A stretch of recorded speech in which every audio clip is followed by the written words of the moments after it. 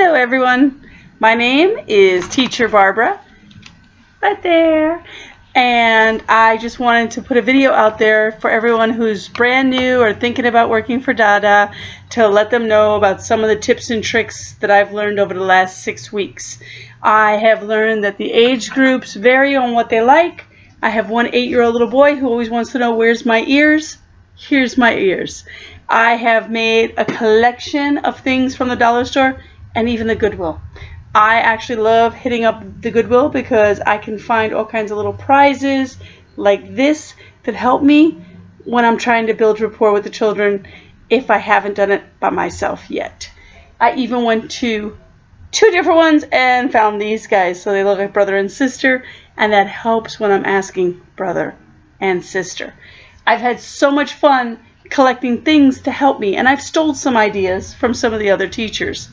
So just so you guys know, one of the teachers suggested going to like a Goodwill or a thrift shop and finding a game controller, just so you can ask them, do you play games? And if they don't speak English very well yet, they see this and they'll go, yes, or no, teacher, I don't do that. I've gone to the dollar store. They've become my best friend. I've picked up some extra things, so when I'm doing ABCs, I can pop them out while we sing the song. I have found workbooks now, and I keep everything right here in my, so they can just grab them real quick and I don't lose them. They even have phonics books. You can cut these out, scan them, and assign them as homework. I love doing little things all throughout the whole class to break up the monotonous after we're getting through the lessons. You will find secondary rewards do work with the older children and the younger children who speak better English. If they're not fluent, it just confuses them, and you'll spend too much time trying to explain it with them. So I've asked them if they like cars, and if they're boys who like cars, I buy little cars. So I have a red one, and I talk about colors, white ones.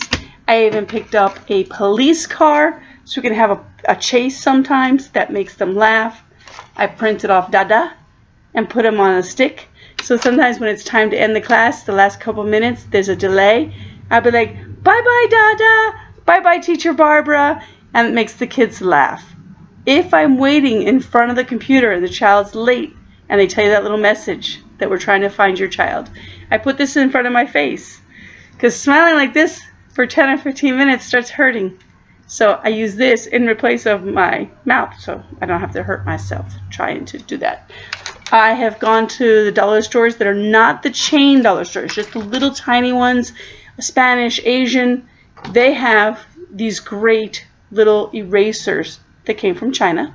So if you're not there already doing your teaching, these are wonderful. I've offered the children, oh, are you hungry? I'm hungry. One for you and one for me. And I tell them, and some of the kids love that. I've made that a reward where I build these kinds of ice creams. I went on Amazon and I found for $6.99 some Velcro ice cream scoops. So every time I give them a star, I give them an ice cream. Or I ask them, do you like chocolate? And I make it look like I'm actually putting a scoop on there. And then we keep doing that as I go through. The kit only came with 5 scoops. Good thing we only give out 5 stars.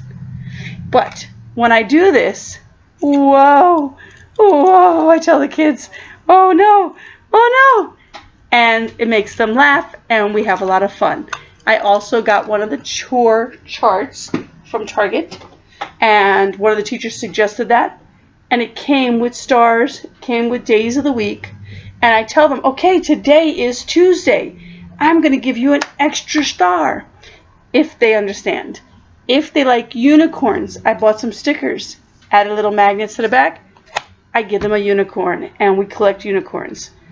As you can see, I also have minions. I just every week spend about $3, $4, $5, and I keep adding to my collection. One of the lessons talks about games and sports, and I will ask the children, if they speak English well enough, do they play badminton? And they sometimes will laugh. I have this badminton.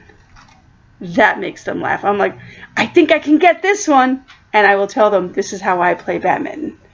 Also, we have a swimming section when we're talking about hobbies and when they're outside. So, again, handy dandy dollar store. You could totally pick up some of these. And I say, when you go swimming, do you wear these? Or do you put this in? Oh! And somewhere I have my goggles also. Just have fun with it. I love it that DaDa lets us have fun with the lessons. That is the best thing ever. There are certain programs where they want you to only teach what's on the slides. And if it's only 10 slides and you have a 30-minute class, there's only so much extra fluff that you could add to it. So keep smiling and make sure you're using the total physical response. But be careful, because some of the kids who don't understand it, when you say, repeat after me, say Monday, and then you go, I'm going to listen. Well, for me, I go like this, I'm going to listen. You will have children going, Monday, and they touch their face because they're a little confused. Hang in there. You guys will do great. And let me know if you have any comments, any questions. Also, I add some other crazy stuff just so you know. If they're doing great during an assessment, I will add a... That's right, I do that. What else do I have? I have a thing like those poppers that gives like confetti. And then for some of the little ones, when I'm just meeting them, I'll ask if they like bubbles. And I bought like $5. I went off my budget and I bought one of these. And I make bubbles. And that'll make them laugh. And I'm like, you're doing great! Bubble time! Whoa! And just things that will make you stand out, and you will get your regular students, and they will come back if you're doing trials. Got to try to condense it and don't do everything I just showed you, but hopefully that helps. Oh, yes, I forgot. Flashcards. If you get stuck, flashcards will be your friend. So flashcards for the littler kids, got the letter on them. There's a whole kit. You could do A as apple, bird, etc. And now they actually have phonics cards. They have phonics 1 and they have phonics 2, and these will be your friend with some of the older kids if you're doing a trial class. If they can actually read somewhat, or you're trying to knock it up a notch.